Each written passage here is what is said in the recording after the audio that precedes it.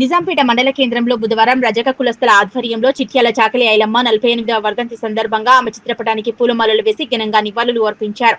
ఈ సందర్భంగా రజక కుల సంఘం అధ్యక్షుడు శివకుమార్ మాట్లాడుతూ భూమి కోసం భుక్తి కోసం వెట్టి చాకరి విముక్తి కోసం పోరాడిన తెలంగాణ వీరనారి చాకలి ఐలమ్మ అని ఆమె విగ్రహాన్ని ట్యాంక్ బండ్ పై ప్రతిష్ఠించాలని ప్రభుత్వాన్ని కోరారు. చాకలి ఐలమ్మ ఆశయాలను కొనసాగిస్తామన్నారు. ఈ కార్యక్రమంలో రజక సంఘం సభ్యులు మామిడాల వెంకట్, మామిడాల లింగం, బాలయ్య, దుబ్బా రాజయ్య, పరశురాములు, రమేష్, పరశురాములు, లక్ష్మి, రాజవ్వ, తిరుమలయ్య, శ్రీనివాస్, రామకృష్ణ తదితరులు పాల్గొన్నారు. చాకలి ఐలమ్మ 40వ వర్ధంతి సందర్భంగా నిజాంపేట మండల్ మా ఆధ్వర్యంలో రజక సంఘం అందరం కలిసి ఆశయాలను కొనసాగించాలని కోరుకుంటున్నాము. ఇంకొకటి, ఇంతకు ముందుకు మాజీ సీఎంకు కేసీఆర్ దృష్టికి కూడా మేము తీసుకెళ్ళాము.